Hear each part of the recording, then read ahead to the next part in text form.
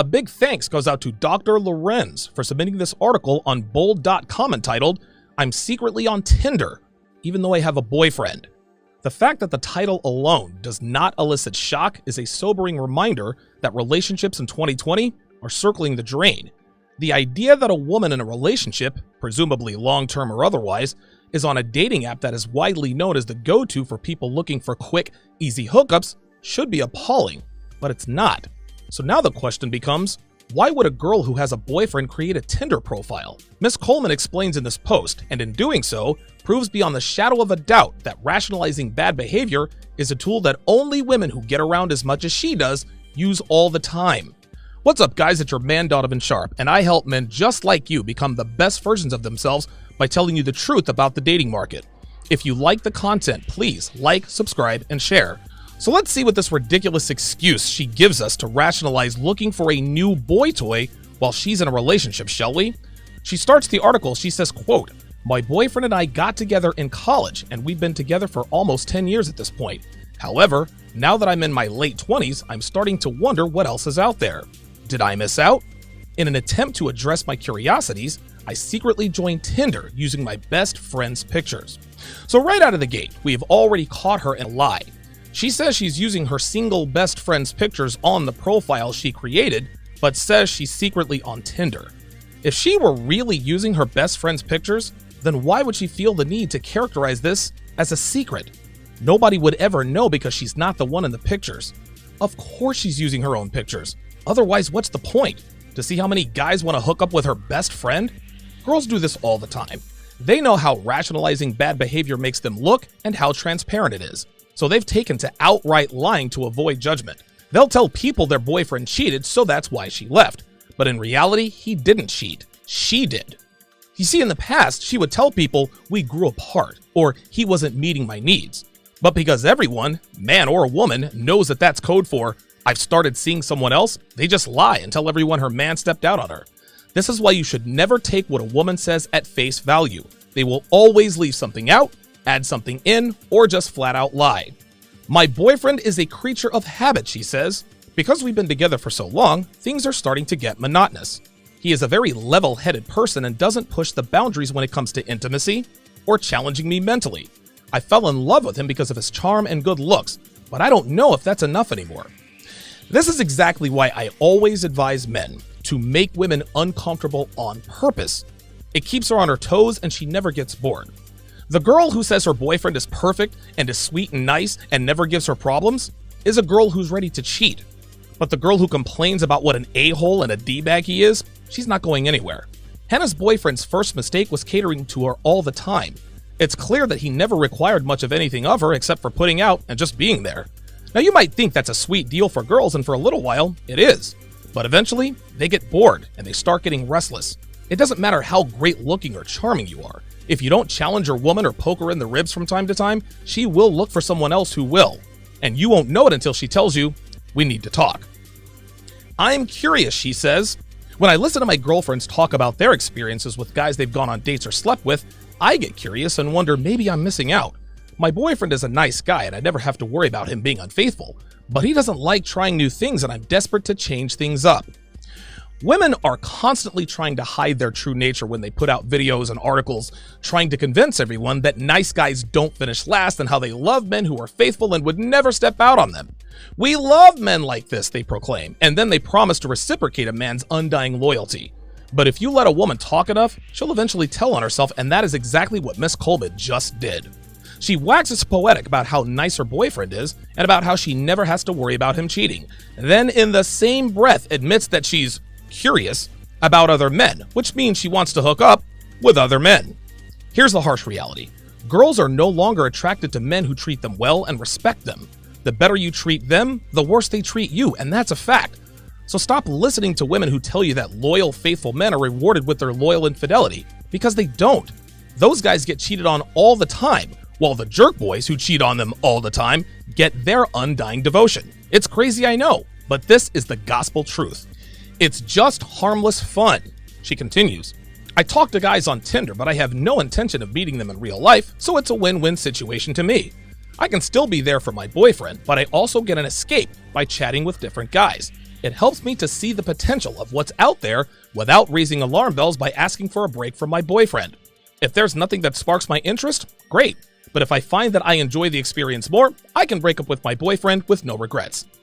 Hannah just told us that she is actively searching for a replacement for her boyfriend. So no, this isn't just harmless fun. Girls love to characterize behaviors that lead to cheating as harmless or innocent fun. They do this to throw their friends, their family, and now us, her readers, off the scent. For her to expect us to believe what she's saying here speaks to the incredible gullibility of today's men. And women do this all the time to their boyfriends and husbands. They'll do a girls' night out with their friends and not get home until 2:30 in the morning. And when their men quiz them on it, they just say, we just had a few drinks and ended up at Stephanie's place. And men think to themselves, well, if she says it was just drinks, then I guess I have to take her at her word. If she says nothing happened with anybody, then she must be telling the truth, right? The thing is, women like to tell half-truths. That is, they'll tell you bits and pieces of the story that are true, but then leave out parts that incriminate her. So while her husband may think she had a few drinks and ended up at Stephanie's place, what she didn't tell him was that the hot guy she picked up at the bar was also at Stephanie's place, blowing her back out until 2 a.m. So when and if Hannah's boyfriend ever does find out she's on Tinder and he confronts her, she'll just say, it's just harmless fun, and he'll take her at her word.